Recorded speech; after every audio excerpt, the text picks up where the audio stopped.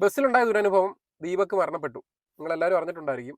ഈ പറയുന്ന ഒരു പെൺകുട്ടി അതിനെ മുട്ടുന്നു തട്ടുന്നു എന്നൊക്കെ പറഞ്ഞൊരു വീഡിയോ എടുത്ത് എൻ്റെ ഇൻസ്റ്റാഗ്രാം പേജിലോട്ട് ഇട്ടിട്ടുണ്ടായിരുന്നു.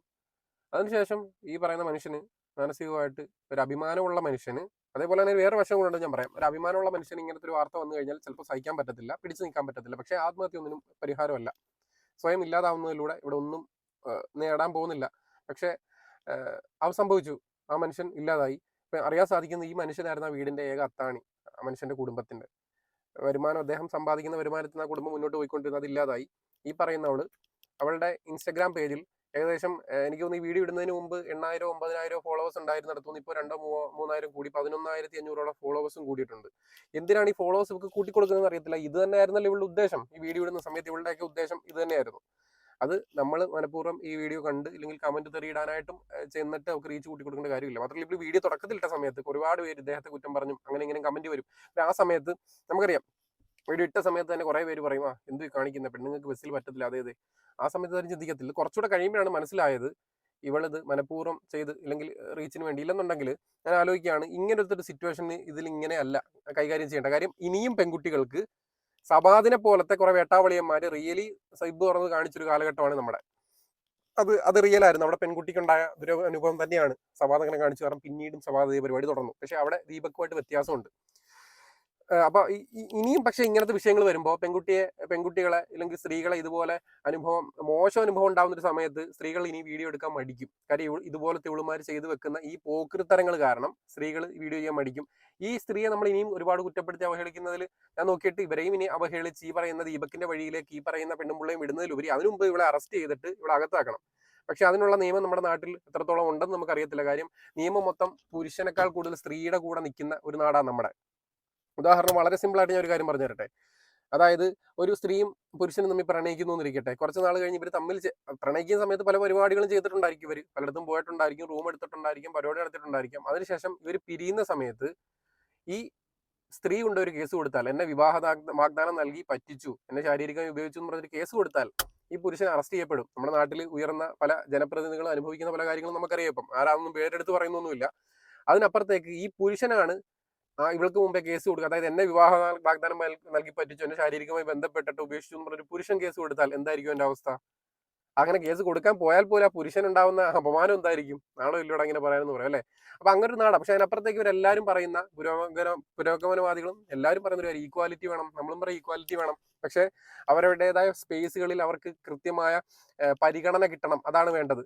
ഇവിടെ ഈ സംഭവിച്ചത് ഈ മനുഷ്യന്റെ ജീവൻ ഇല്ലാതായി. അതിനപ്പുറത്തേക്ക് ഞാൻ പറയട്ടെ, ആ മനുഷ്യന് അപമാനം സഹിക്ക വയ്യാതെ ഇങ്ങനെ ചെയ്തിട്ടുണ്ടെങ്കിൽ അതിനൊരു പ്രധാന കാരണം ഈ റീച്ച് കൊതിയന്മാരായിട്ടുള്ള കൊതിച്ചുകളായിട്ടുള്ള ഒരു വിഭാഗം, ഞാൻ പറയുന്നില്ല, അവരുടെ പ്രശ്നമാണ്. ഞാൻ കഴിഞ്ഞ ഒരു ഇന്റർവ്യൂവിൽ പറഞ്ഞൊരു കാര്യമുണ്ട്. സ്ത്രീകളിൽ ചില വിഭാഗം പെണ്ണുങ്ങൾ റീച്ച് ഉണ്ടാക്കാനായിട്ട് ചെയ്യുന്നൊരു പരിപാടി എന്ന് പറഞ്ഞാൽ സ്വന്തം അമ്മമാരുടെ ഫ്രണ്ടും ബാക്കും തുറന്ന് കാണിക്കുന്ന രീതിയിലുള്ള, അതായത് ഒരു വിഭാഗം എന്ത് പറയാ ലൈംഗിക താരത്തിലുള്ള സമൂഹം നമ്മുടെ നാട്ടിലുണ്ട്. അത് കാണിച്ചു കൊടുത്ത് റീച്ച് ഉണ്ടാക്കാൻ വേണ്ടി തുറന്ന് കാണിച്ചു കൊടുത്തും എന്നിട്ട് യുവമാരെ നെഗറ്റീവ് കമന്റ് ഇട്ട് റീച്ച് ആക്കും. എന്നിട്ട് യുവമാരെ തിരിച്ച് തെറി വിളിച്ച് അവൾമാർ റീച്ച് ആവും. ഇങ്ങനെ ഒരു വിഭാഗം പെണ്ണുങ്ങളുണ്ട്. അതുപോലെ തന്നെ അതിന്റെ ഇപ്പോൾ പുതിയൊരു മുഖമാണ് എത്തിയിരിക്കുന്നത്. ഇതുപോലെ എന്തെങ്കിലും ഒരു ക്യാമറ വന്ന് കൂടെ ഒരുത്തം വന്നിരിക്കുമ്പോൾ അല്ലെങ്കിൽ പ്രായമുള്ള ഒരു മനുഷ്യൻ വന്നിരിക്കുമ്പോൾ അവരെ ഇതുപോലെ എക്സ്പോസ് ചെയ്യുന്ന ഒരു പരിപാടി. ഇതിൽ എത്രത്തോളം റിയാലിറ്റി ഉണ്ടെന്നുള്ള നമ്മൾ മനസ്സിലാക്കണം. ആ വീഡിയോ കാണുമ്പോൾ തന്നെ നമുക്ക് മനസ്സിലാവും. ആ മനുഷ്യൻ വന്ന് അവിടെ ഇവരെ നോക്കുന്ന പോലും ഇല്ല. ആ മനുഷ്യൻ അങ്ങോട്ടും ഇങ്ങോട്ട് ആവുന്നു, ഇവള് വീഡിയോ എടുക്കുന്നു, ഇവൾ അങ്ങോട്ടും മുട്ടിക്കുന്നു, അയാൾ അവിടെ നിൽക്കുന്നു.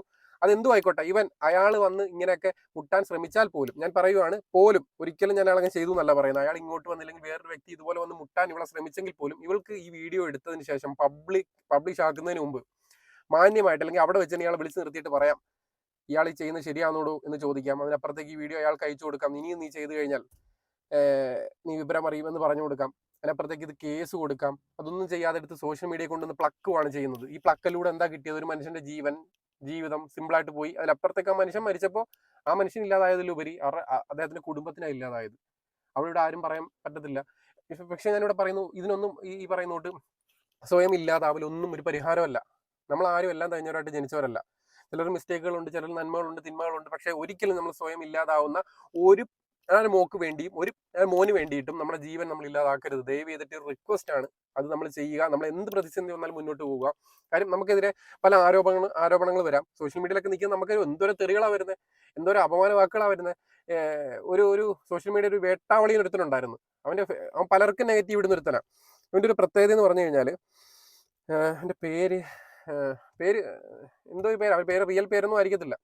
അപ്പം ഇവൻ എൻ്റെ വീഡിയോയുടെ പല ആളുകൾ അടിയിൽ കമന്റ് ചെയ്ത പല ആളുകൾക്കും അടിയിൽ പോയി പറയാം, ഞാൻ പോക്സോ കേസിൽ അകത്തായിരുന്നു, അതിന് ശേഷം ഇറങ്ങി വന്നിട്ട് മാനസാന്തരപ്പെട്ടിട്ട് ഇപ്പം നിൽക്കുവാണ്, ഞാൻ പലതവണ സ്വയം അത് ഇതും ചെയ്യാൻ ശ്രമിച്ചിട്ടുണ്ട്.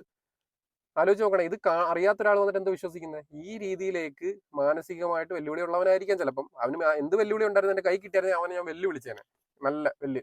അപ്പൊ അത് പോട്ടെ, അത് നമുക്ക് നെഗറ്റീവ്. ഇപ്പൊ നമ്മുടെ ഒരു വീഡിയോ ഉണ്ട്, മറ്റേ മോനെ എന്ന് വിളിച്ച് അവിടുന്ന് വിടുന്നതിലുപരി നമുക്ക് ഈ തരത്തിൽ ആധികാരികമല്ലാത്ത കാര്യങ്ങൾ ആധികാരികമായിട്ട് ഇവരൊക്കെ വിളിച്ച് പറയുകയും ചെയ്യുന്ന ഒരു വിഭാഗം ആളുകളുണ്ട്. പിന്നെ റീച്ച് കൊതിയന്മാരായിട്ടുള്ള ആളുകളുണ്ടല്ലോ, അവർക്ക് എങ്ങനെയെങ്കിലും റീച്ച് ആവണം. അപ്പൊ ഈ പറയുന്ന ഇവളുടെ പ്രൊഫൈൽ എടുക്കുമ്പോൾ തന്നെ അവള് DP ഇട്ടേക്കുന്ന ആകാശത്തൂടെ ചാടുന്ന ഒരു സാധനമാണ്, മറ്റേ ഫ്ലൈറ്റിൽ ചാടുന്ന മറ്റേ പാരച്യൂട്ട് വഴി. അപ്പൊ ഇപ്പോഴത്തെ ചില പെണ്ണുങ്ങൾ, ചില ആണുങ്ങളുടെ ഒരു വിചാരമുണ്ട്, ഞങ്ങൾ കുറെ മറ്റേ സ്കൂബ ഡൈവ് ചെയ്യുമ്പോഴും മറ്റേ കാലിനകത്ത് കയറി ഇട്ടിക്കൊണ്ട് ആകാശത്തൂടെ, ഇതൊക്കെയാണ് ധൈര്യം, ഇതൊക്കെയാണ് സ്ത്രീത്വത്തിന്റെ പരമോന്നതി, ഇല്ലെങ്കിൽ ധൈര്യത്തിന്റെ പരമോന്നതി. എനിക്കത് ചെയ്യണം, എനിക്ക് ഹെലികോപ്റ്ററിൽ ചാടണം, എനിക്ക് ഫ്ലൈറ്റിൽ ചാടണം, എനിക്ക് മറ്റേ സ്കൈ ഡൈവ് ചെയ്യണം, ഇതൊക്കെ ചെയ്യുമ്പോഴാണ് ഞങ്ങളെല്ലാം തികയുന്നത് എന്നൊക്കെ വിശ്വസിക്കുന്ന ഒരു വിഭാഗം ആളുകളുണ്ട്. ഇതൊന്നും ഒരു മയിരുമല്ല എന്നുള്ളത് ആദ്യം മനസ്സിലാക്കുക. നമ്മൾ നമ്മുടെ സ്വന്തം കുടുംബത്തെ തൃപ്തിപ്പെടുത്തി ജീവിക്കുക, നമ്മൾ സ്വയം തൃപ്തിപ്പെട്ട് ജീവിക്കുക, നാട്ടുകാർക്ക് ബുദ്ധിമുട്ടുണ്ടാക്കാത്ത രീതിയിൽ ജീവിക്കുക എന്നൊക്കെ ഉള്ളതാണ്. അതിനപ്പുറത്തേക്ക് ഇപ്പോൾ ഒരു മനുഷ്യന്റെ ജീവൻ വരെ കളഞ്ഞിട്ട് എത്ര കൂണ ഡൈവ് ചെയ്തിട്ടും എത്ര സ്കൈ ഡൈവ് ചെയ്തിട്ടും ഒന്നും ഒരു കാര്യമില്ലെന്നുള്ളത് മനസ്സിലാക്കുക. അപ്പം ഇത് എല്ലാ സ്ത്രീകൾക്കും ഒരു പാഠമായിരിക്കണം. നിങ്ങൾക്ക് ബുദ്ധിമുട്ടുണ്ടെങ്കിൽ ഉറപ്പായിട്ട് നിങ്ങൾ പ്രതികരിക്കണം. പ്രതികരിക്കാതിരിക്കണമെന്ന് ഞാൻ ഇരിക്കണമെന്ന് പറയുന്നില്ല, നിങ്ങൾ പ്രതികരിക്കണം. അവിടെ വെച്ച് തന്നെ ചോദിക്കണം, നിങ്ങൾ ചെയ്തോ ഇത്? അപ്പൊ നമുക്ക് ഏകദേശം ഇങ്ങനെ ചെയ്യുന്ന ഒരാളാണെങ്കിൽ അവിടെ വെച്ച് മനസ്സിലാവും. അപ്പുറത്തേക്ക് വീഡിയോ ഇടാൻ നിങ്ങൾ ഉദ്ദേശിക്കുന്നുണ്ടെങ്കിൽ അതിന് മുമ്പ് ഇവന് വീഡിയോ വെച്ച് കൊടുത്തിട്ട് പറയണം, നീ ഇത് ചെയ്തില്ലയോ, ഇനി ആവർത്തിക്കുന്നുണ്ടെങ്കിൽ ഇയാളെ പറ്റി ഒന്ന് അന്വേഷിക്കണം. അത് വേണ്ടതാ. അല്ലാതെ ചില നരമ്പന്മാരെ നമുക്ക് കാണുമ്പോൾ തന്നെ അറിയാം. ഈ പറയുന്ന തൊട്ട് മറ്റേ ഒരുത്തനുണ്ടായിരുന്നല്ലോ സിബൂരി കാണിച്ച്, ഞാൻ ആദ്യം പറഞ്ഞു, എൻ്റെ പേര് സവാദ്, അവനെ പോലുള്ളവർ സർട്ടിഫൈഡ് ആണ്. അതുപോലെ പലതവണ പോയിട്ടുള്ള അവനൊക്കെ സർട്ടിഫൈഡ്, അവനെയൊക്കെ നമുക്ക് അറിയാം ആ ഒരു കേസിൽ, ആ ഒരു രീതിയിൽ. അതുകൊണ്ട് ഇനിയെങ്കിലും നമ്മളിത് മനസ്സിലാക്കി മുന്നിലേക്ക് പോവുക.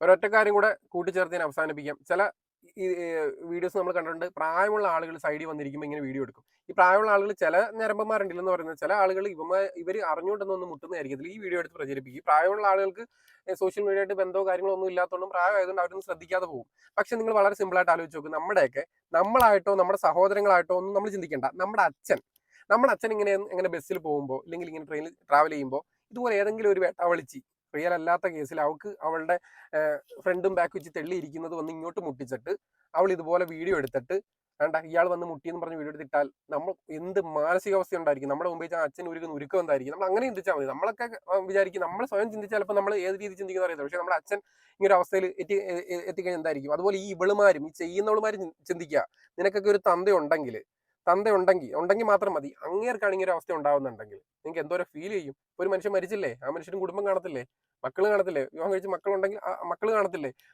അദ്ദേഹത്തിനും അച്ഛനമ്മ കാണത്തില്ലേ, അവർക്കുണ്ടാകുന്ന വിഷമം എന്തായിരിക്കും? എന്തിന്റെ പേരിലാണ് ഇദ്ദേഹം മരിച്ചതെന്ന് ആലോചിക്കുമ്പോഴാണ് ആ ജീവനാന്ത ഇവർക്ക് ആ ഒരു വിഷമം ഉണ്ടാവുന്നത്. അദ്ദേഹം ഇതുപോലൊരു ആരോപണം ഉണ്ടായതിന്റെ പേരിൽ ആലോചിച്ച് നോക്കി, അത് വലിയ ബുദ്ധിമുട്ടാണ്, വലിയ കഷ്ടമാണ്. അപ്പൊ ഈ ഒരു അവസരത്തിൽ ഇങ്ങനെയൊക്കെ ചെയ്യാൻ പോകുന്നവർ മനസ്സിലാക്കി, റീച്ച് ഉണ്ടാക്കാനായിട്ട് ഞാൻ നേരത്തെ പറഞ്ഞ പോലെ ഫ്രണ്ടും ബാക്കും കാണിച്ച് റീച്ച് ഉണ്ടാക്കി തുറന്നിട്ട് കൊടുത്താൽ മതി.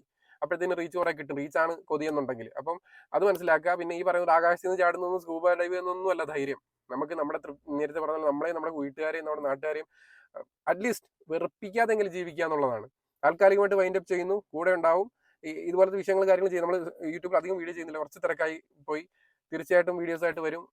എന്ത് കാര്യം തുറന്നു പറയാൻ ഒരു മടിയില്ല. വെട്ടിയിട്ടാലും പൊട്ടി മുളയ്ക്കണം.